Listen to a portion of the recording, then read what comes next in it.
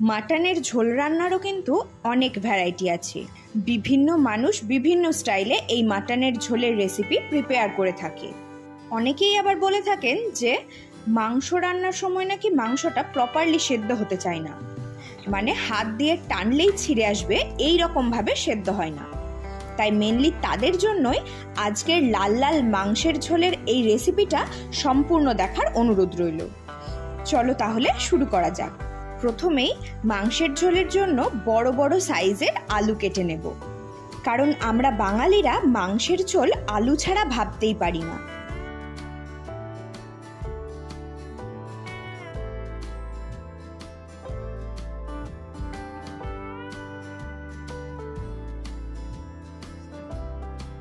আর অন্যদিকে ঝাল এবং রং এই দুই পারপাসের জন্যই আমি 10 থেকে 12টা মতো শুকনো লঙ্কা সামান্য গরম জলে ভিজিয়ে রাখছি। এবারে কেটে নিচ্ছি পেঁয়াজ। মাঝারি সাইজের 7টা পেঁয়াজ আমি এখানে নিয়ে নিয়েছি, কারণ মাটন রান্নাতে পেঁয়াজটা একটু বেশি ব্যবহার হয়।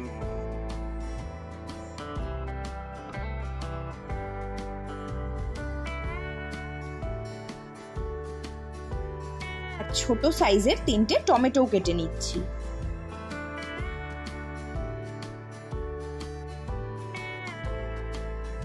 এবারে আদা, রসুন আর লঙ্কার একটা পেস্ট বানিয়ে নেব। তার জন্য মিক্সিং জারে দিয়ে দিচ্ছি আগেই ভিজিয়ে রাখা শুকনো লঙ্কা, আর দিচ্ছি আদা। আমি এখানে 75 গ্রাম মতো আদা টুকরো করে নিয়েছি, আর দুটো মাঝারি সাইজের রসুন। এবারে সামান্য একটু জল দিয়ে এটার একটা পেস্ট বানিয়ে নেব। এবারে পেস্টটাকে একটা পাত্রে ট্রান্সফার করে এটার সাথেই অ্যাড করে দেব কিছু গুঁড়ো মশলা। দিয়ে দিচ্ছি 2 চামচ সানরাইজ মিট মশলা, এটা তোমরা যে কোনো গ্রসারি শপে পেয়ে যাবে। তারপর দিচ্ছি 1 চামচ জিরে গুঁড়ো, 1 চামচ ধনে গুঁড়ো, 2 চামচ হলুদ গুঁড়ো। এবারে সামান্য একটু জল অ্যাড করে গুঁড়ো মশলাগুলো পেস্টটার সাথে ভালোভাবে মিশিয়ে নেব। এবারে চলে আসব আমাদের মেন কুকিং প্রসেসে।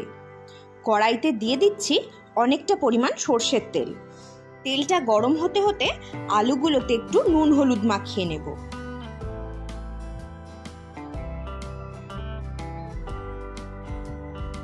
তেলটা খুব ভালোভাবে গরম হয়ে গেছে। এবারে আলুগুলো ভাজার জন্য ছেড়ে দিচ্ছি।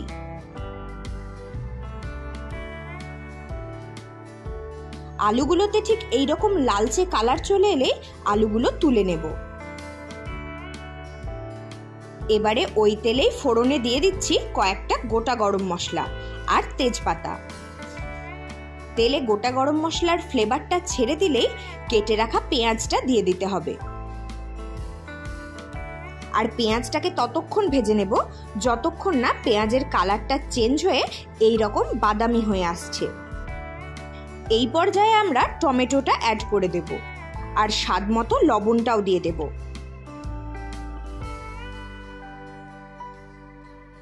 এই পর্যায়ে লবণটা দিয়ে দিলে টমেটো আর পেঁয়াজটাও খুব তাড়াতাড়ি গলে যাবে, আর মাংসের মধ্যেও লবণটা ভালোভাবে ঢুকবে।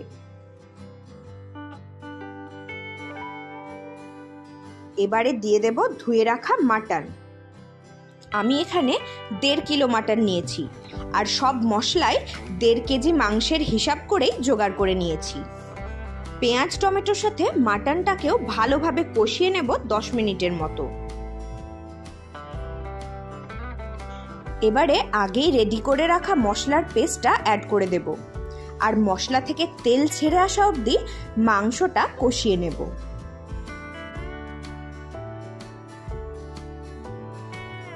এবারে ঢাকনা দিয়ে লো টু মিডিয়াম ফ্লেমে মাটনটা কুক করে নেব 25 থেকে 30 মিনিট মতো।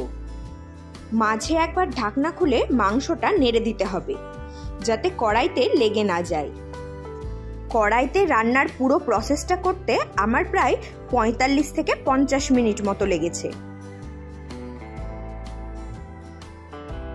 এবারে যাব নেক্সট স্টেপে, মানে এবার মাটনটা ট্রান্সফার করব প্রেসার কুকারে। সম্পূর্ণ মাটনটাই আমার ট্রান্সফার করা হয়ে গেছে প্রেসার কুকারে। এবারে কড়াই ধোয়া জলটাও অ্যাড করে দেব। মাটনটা ডুবে থাকবে সেই লেভেল পর্যন্ত জলটা দিতে হবে।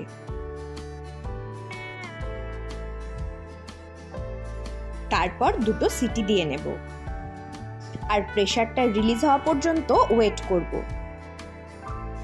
এবারে কুকারের ঢাকনাটা খুলে ভেজে রাখা আলুগুলো অ্যাড করে দেব। আর এই পর্যায়ে দরকার পড়লে মাংসের নুনের পরিমাণটা একবার চেক করে নিতে পারো, আর প্রয়োজন মনে করলে একটু জলও অ্যাড করে দিতে পারো।